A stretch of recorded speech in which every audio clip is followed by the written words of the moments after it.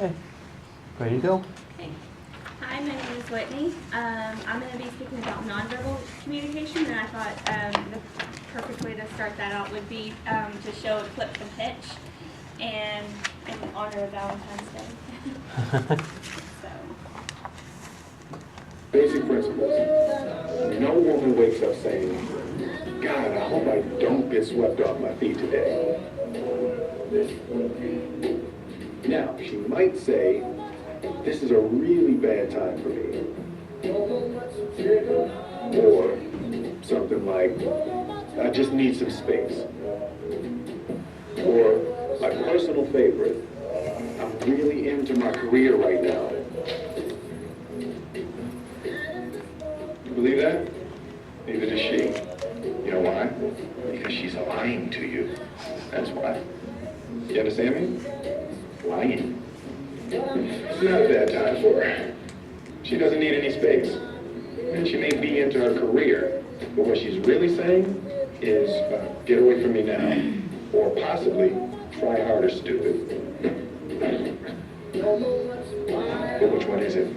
60% of all human communication is nonverbal, body language. 30% is your tone. So that means that 90% of what you're saying ain't coming out of your mouth.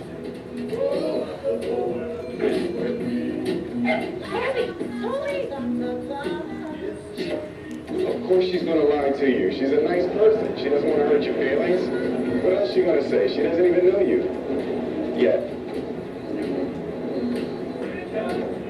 Luckily, the fact is that just like the rest of us, even a beautiful woman doesn't know what she wants until she sees it. And that's where I come in. My job is to open her eyes. Oh my God.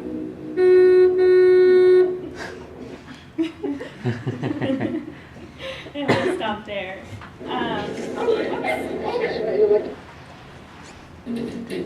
Basic principles. Okay. So, he said 90% of all of what you're saying isn't coming out of your mouth. What do you all think about that?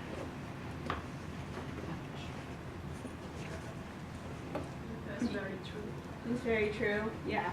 And like you can talk all you want, but whatever you do, whatever your actions are, how you're sitting, if you're playing on your phone, all of that relays a message in some way.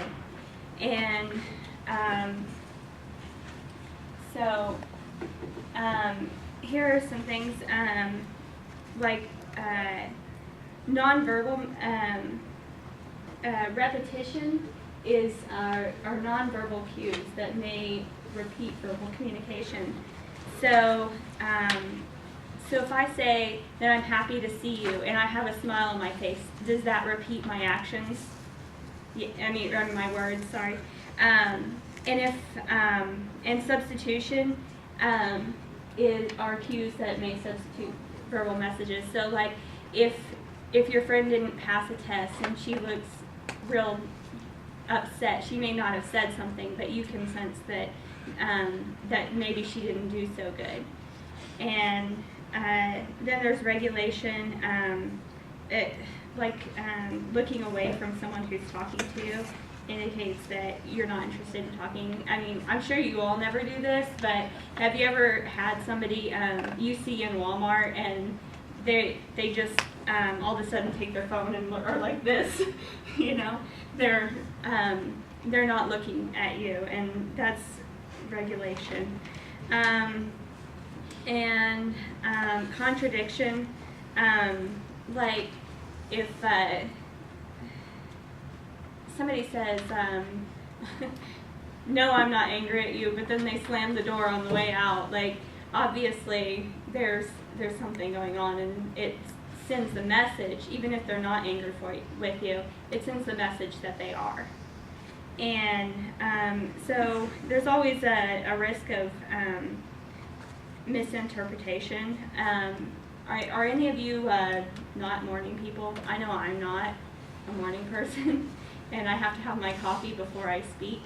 So somebody could take that and say, oh, there's something wrong with her, or, oh man, you look horrible. Like, are you sick? So, there's always a risk of misinterpreting. So there are different forms of nonverbal communication. Posture, like how you sit or even stand. The book says that that relaxed people tend to sit or stand in a non-threatening position. It's usually a higher status person that's more relaxed. But then, like if you're coming in a job interview, you recognize that person sitting in front of you has the power, and so you're going to be more tense. The higher status person doesn't have anything to worry about because they're already there. That's their job. They have the authority. Body orientation, it's the extent to which we face forward, away, or someone with our head, body, and feet. If I'm talking to you but I'm not looking at you, would you consider that rude or weird? Yeah. Facial expressions. The book says that facial expressions are often mirrors that reflect our thoughts and feelings. And these often appear as fear, surprise, anger, sadness, disgust. They show our emotions. And I know that I'm not one that has a poker face. If I'm feeling something, it's all over my face.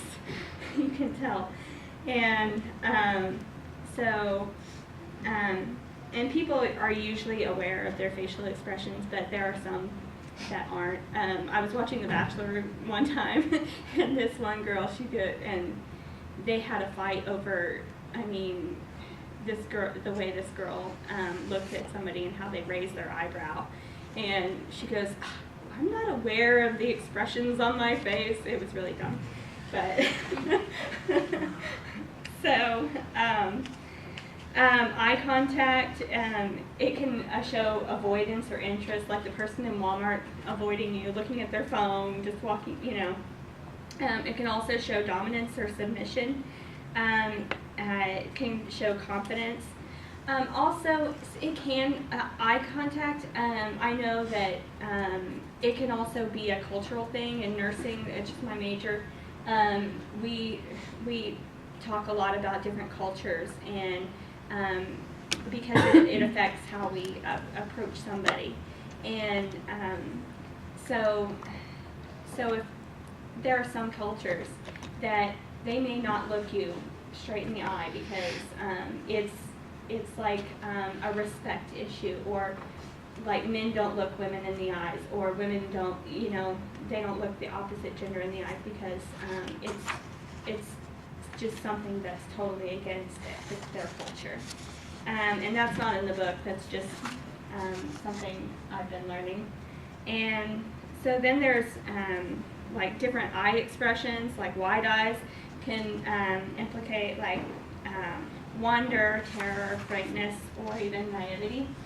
And lowered eyes can show displeasure, or it could even be like somebody's shy or timid and they don't really want to look at you.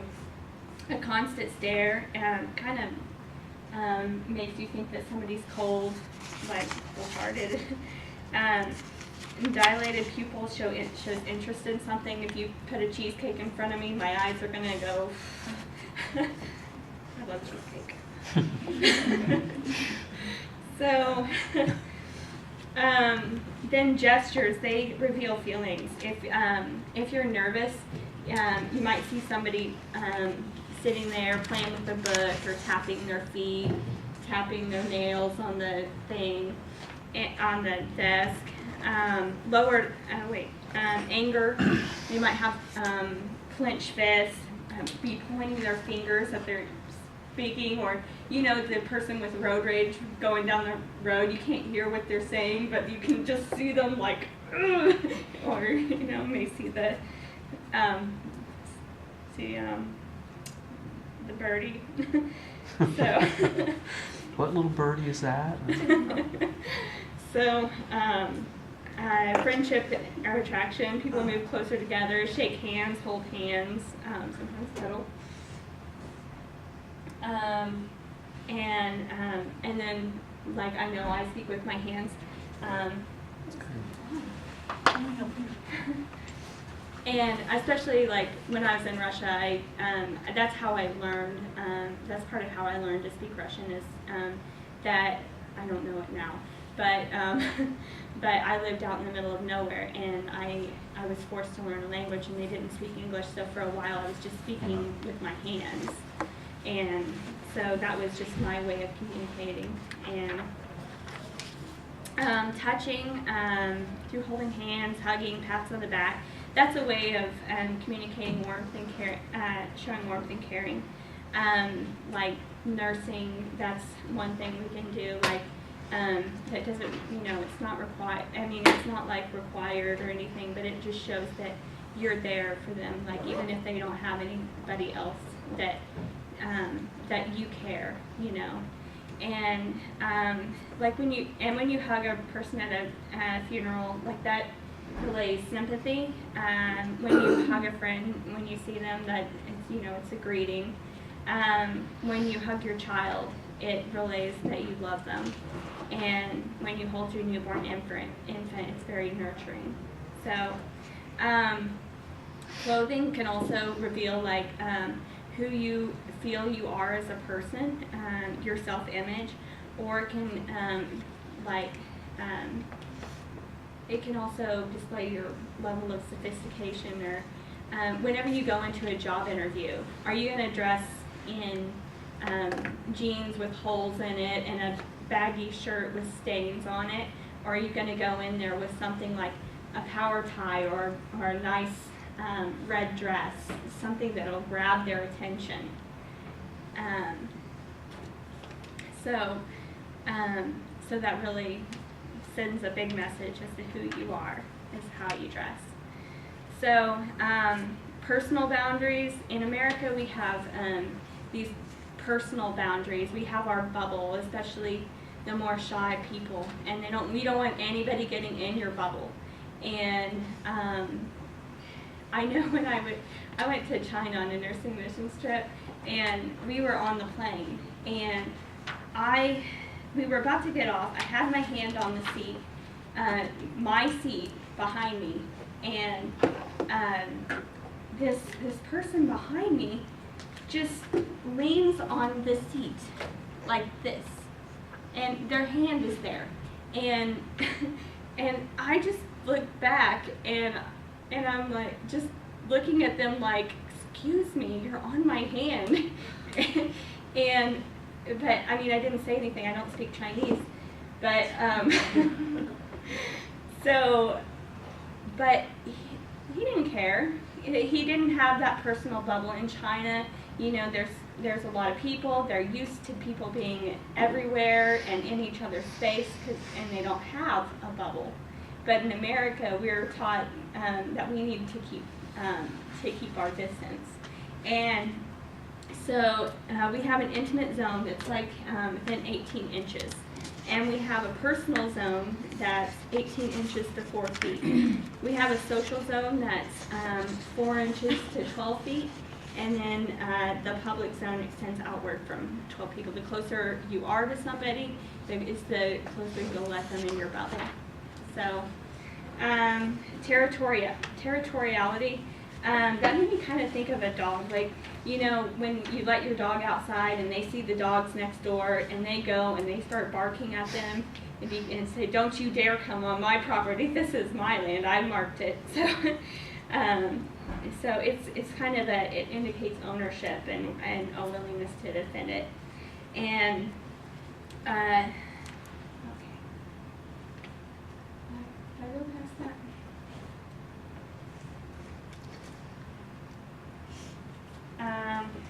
Okay. Then your voice, an emphasis on a word can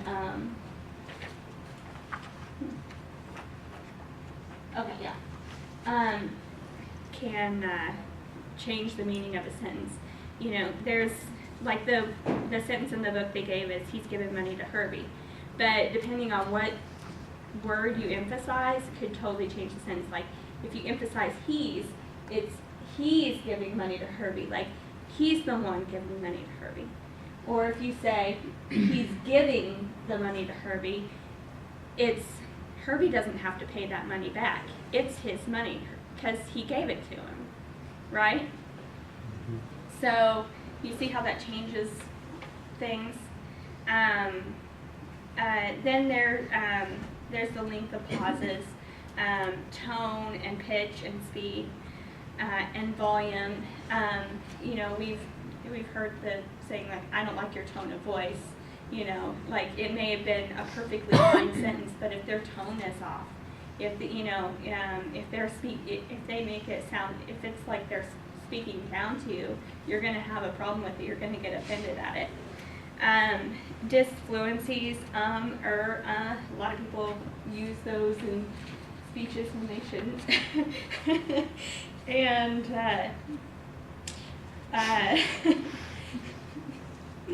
physical appearance, good looks, like physically attractive people tend to outstrip less attractive people, even in court. A lot of people, you know, like say these two guys stole something. Well, one he's not very good looking, and so he gets a 2-year sentence or whatever, and the other one's good looking. So you just have to go do some community service. So is that fair? No, but one got away with it because they upped their looks. And overweight people, they tend to be judged to be older, more old-fashioned, less strong, more talkative, less good-looking, more agreeable, and good-natured, more sympathetic, more trusting, more dependent, and more warm-hearted. And obviously that's not always true. And just like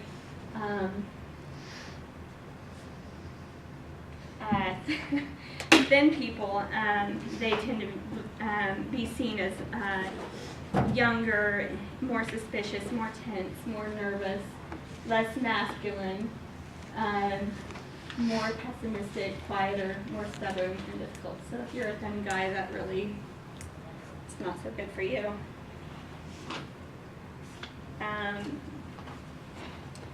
Okay, the environment of a room. When you walk into a room for a meeting, if the room is clean, it kind of feels like a more productive work environment. If it's and you have a greater desire to work there. Plants, they help people feel more comfortable, like a little more at home. Like the seating arrangements, like this right here, everybody's looking at the person speaking. So that, you know, that's kind of sending a message that says the person up here is the one you should be listening to, and they're the one in charge. So, but if it's a circular room, there's more seating arrangements. There's more open communication. So I know that's how one of my nursing classes is set up. Is everybody sits in a circle and discuss, and there's a lot of opinionated people in class, so that's good. And then, but a messy office indicates that a person is overwhelmed with work. They may have too much on their plate. And also, this works even outside of an office. When I would go to my sister-in-law's house, she's pretty OCD, and she keeps everything immaculate. And I go over there, and she is, you know, I'll go over there for dinner, and I'm clumsy. I drop things, you know. Say I dropped a banana. She will get up from her seat, rush across the room before I have a chance to pick it up, and pick it up off the floor. It's, you know, it's a wood floor. It's a banana. But she doesn't like anything on the floor. And so would you feel comfortable going over to her house for dinner? You know, I don't always. So, okay. Then there's other let's see. What happened to the, okay.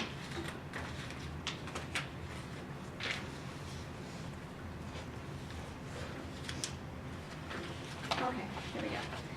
Then there's other nonverbal cues like facial, like if you blush, it might, I know I'm turned red for anything, and so it might show anxiety, anger, embarrassment, emotionally excited. Your breathing patterns, respirations will increase with excitement. Like your, in nursing, we always look at the way a person breathes, like how fast they're breathing. We know how fast or slow is the right amount. But I mean, obviously, you're probably not going to count the respirations. But I mean, it may, like if they're all huffy, and you might notice that there's something going on. And the degree of tenseness, it's noted in arms, face, and neck. Also, their body temperature might be warmer when they're tense. And so, I was going to show you. Let me see.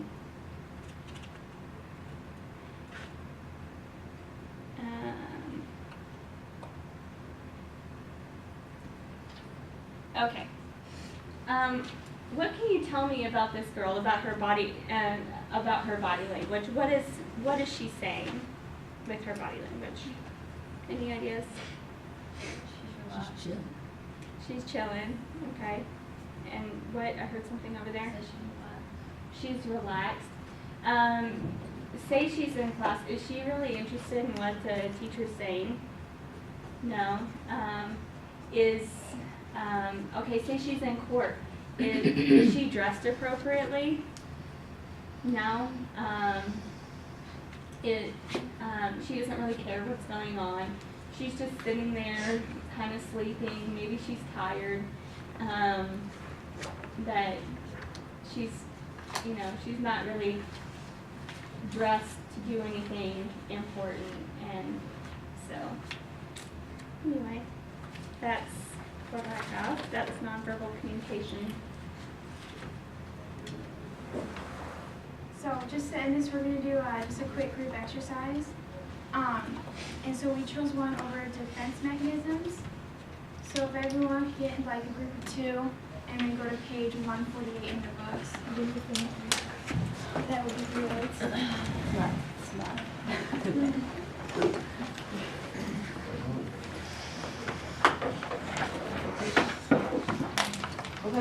148.